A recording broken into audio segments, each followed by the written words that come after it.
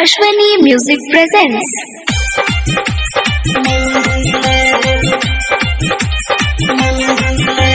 DJ Akhilesh Diamond Recording Studio corona से लड़ा के लिए झूली 14 अप्रैल से बंदी न खोली कोरोना से लड़ा के लिए झूली 14 अप्रैल से बंदी न खोली हम भारत में ये वायरस न फैले 10 बजे लाइने आइले किठी के काम में मोदी जी कइले लॉकडाउन बोल दिन महाइले 10 बजे आइले किठी के काम में मोदी जी कइले लॉकडाउन बोल दिन महाइले DJ Akhilesh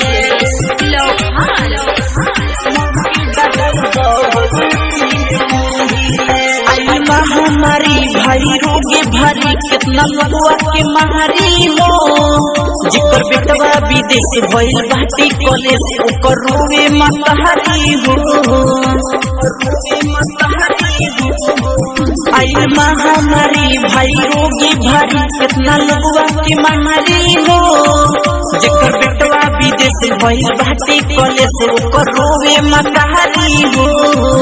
बाकी संकट में दुनिया सारी नहीं चला तब बसरेल गहरी घरवे में दिन रात रोहिले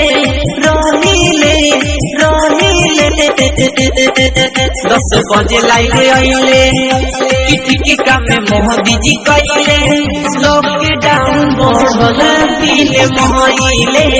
10 बजे आइले किठी के काम में मोदी जी कइले लॉकडाउन बोल दिन महाइले DJ Akhilesh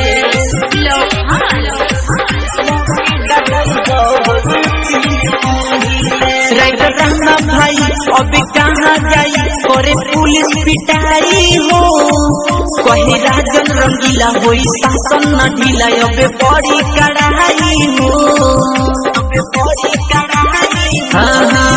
राइटर रहना भाई अब कहाँ जाई करे पुलिस पिटाई हो कहीं राजन रंगीला होई शासन न ढीला अब बड़ी कड़ाई हो इमरजेंसी में लगे सिलेंडर गई बाड़े हो भूषण के अंदर बाहर निकली न कुछ बड़ी सहीले